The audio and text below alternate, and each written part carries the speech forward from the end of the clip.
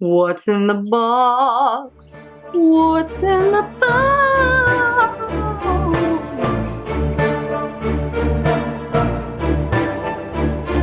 It is none other than a Kansa wand from Ranavan Botanicals. So I'm dying to talk about this because I'm enraptured with it, and we'll go into that.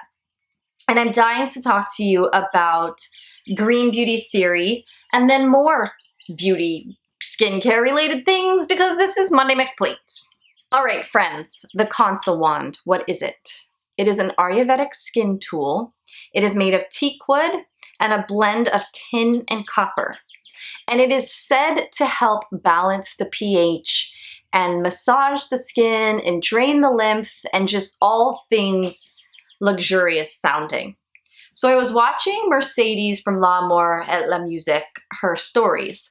And she was doing, I think, like an Instagram TV or a Get Ready With Me where she was using it, or Get Unready With Me. And one of the things about the wand is as the metals interact with your skin and your skin's pH or the composition of the skin, it can start to turn the skin gray. And that actually means it's working. It's a known thing that will happen to your skin and it rinses right off. And so she was showing scenes from her video where it literally happened to her all right here. And so I was really intrigued by it. So I started looking it up and reading about it. And I was just like, I think I want to get one of those because I've been jade rolling for a long time. But there are times where I feel like there's limitations to the jade roller. And there are times that the stone doesn't feel good on my skin. So lately I've been feeling a little averse to using it. And so there were factors of, this looked like it would feel softer on the skin for massaging muscles. So my 11s right here, I feel like are completely created by the furrowing of my brow and the over buildup of muscle of the right here. And so I thought this looked really relaxing for facial massage. And so I debated, like, should I buy it from Beauty Heroes? I couldn't exactly find a coupon.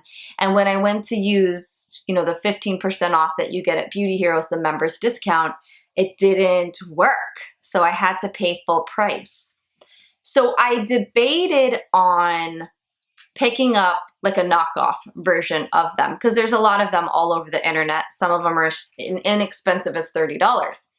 However, when I was reading about Ranavan Botanicals Kansa wand, they said it's a mix of copper and tin and it's 100% lead free.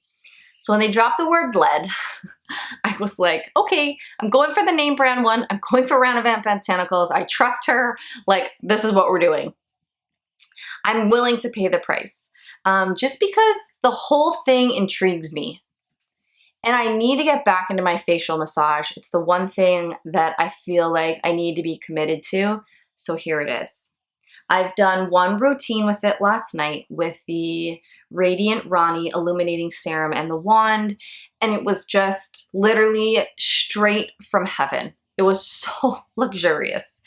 I did end up washing my face afterwards because it does have that sort of metal smell to it. And I just wasn't sure right away if I want to leave that smell on my skin. I don't know. So I went ahead and washed my face after I was done. But it is gorgeous. It feels so good right here. And like for someone who is such a budget-minded, conscious spending sort of person, this feels like I am so happy with this purchase so far. I will say about it, for anyone who else has been thinking about getting it, it feels cheaper than you would think. It feels slightly cheap, only because it's very lightweight and the wood feels like very shellacked. But that being said, if it delivers the results and it stands up to the test of time, then it will have been worth the $65. I paid retail for it. I can't even believe it. All right, green, we've been talking about that for 5 minutes. Okay, green beauty theory. Friends, this is my new thing. I have become increasingly dissatisfied with the narrative of green, clean beauty being written very loudly by people who don't agree with it. I feel like they're all over the place. I feel like they're getting loud, and I feel like they're getting aggressive about it, and it bugs me. And I'm also getting tired of the narrative of green, clean beauty. And when I say the narrative, I mean like what ingredients we don't use, who our consumer base is, the fact that diversity matters, like all of those little things. And so I'm also getting tired of the narrative being written by people in the commerce circle. So brands, retailers, third parties, all trying to capitalize on the money wheel going around. And as much as being a consumer is about purchasing things, green, clean beauty is about a lot more than just consumerism. And so take bakuchiol, for example, okay? What we're hearing about it right now are from people who want to sell it to you. Either they are using it in a product and they want to justify it, or they're not using it in a product and they want to justify why. And I just wish that we had discussions in a larger place, like on Instagram, where we had a gathering place where we can talk about things outside of, like I said, that money circle. And so I thought, wouldn't it be great if we had an Instagram account where we could gather and we could create resources for people? So somebody recently asked me, like, what other green beauty YouTubes are there than just sort of like the immediate circle that we all kind of go to? And I said, this is exactly like what one of the things Green Beauty Theory wants to do is, like, I want a highlight reel with 100 green beauty YouTubers that are solid, that are vetted, that we trust. And I want people to be able to come there and be like, this is a hub, that are diverse. Like, you know what I'm saying?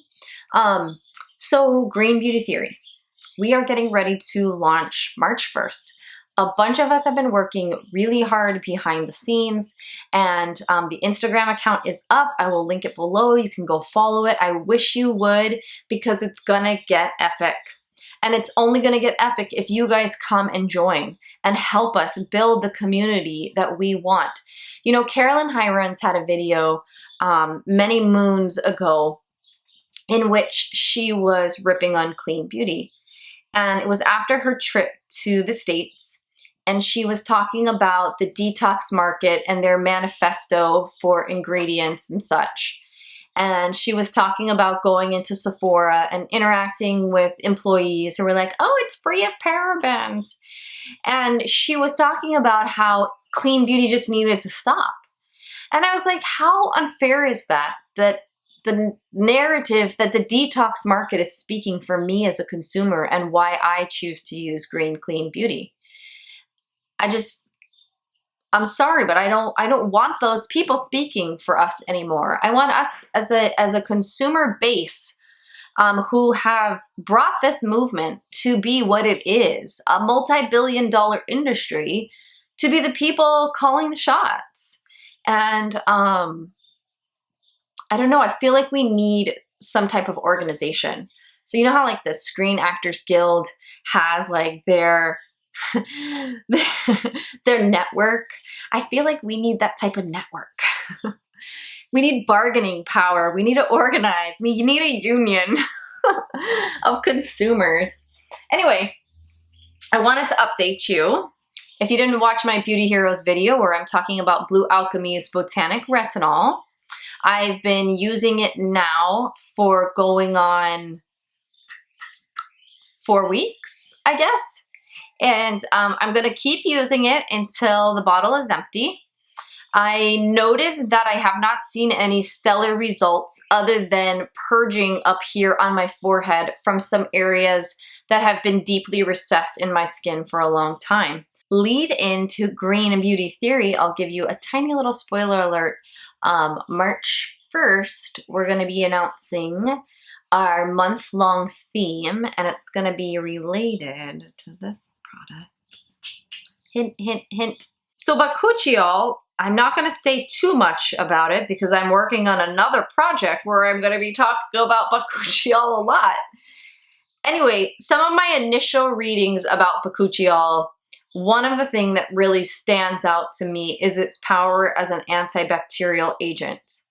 So that may be why it may be a great ingredient for acne-prone skin. So more on that to come on my new project, Green Beauty Theory. Tune in, guys. Really quickly, I wanted to point out that I picked up a bunch of Heart of Gold samples. This was a couple weeks back. And two of the standout things to me right now are the Magical Mushroom Serum. I wanted to show you what the texture looks like. But for those of us that love a hydrating serum, this product is gorgeous. And Allie does, it has the most, I will tell you right now, all of her products have a very strong smell.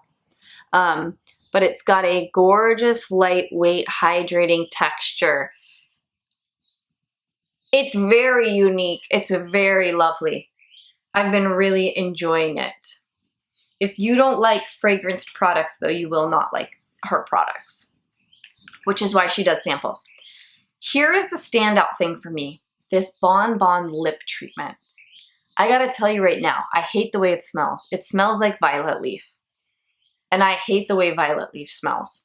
I once ordered a sample of violet leaf wax, and like I could smell it the minute I opened the mailbox, and I was like horrified by the way it smelled. Anyway, so yes, it smells like violet leaf, but it is so therapeutic and nourishing to the lips. We have been having just congestion and a little bit of allergies from one of the neighbor's blooming trees, plus colds. And I've been putting it on my lips and the lips of my kids. And it will take dry, parched, cracked lips and you will literally feel better an hour later. It is magical. I have been just like, get over the scent because this stuff is magic. Anyway, that's all for this week. I know it was not that much stuff, but I've had so much fun skincare that I've had to talk about. So anyway, tune in next week and go subscribe to Green Beauty Theory. Please do it. All right, thanks for watching. Bye.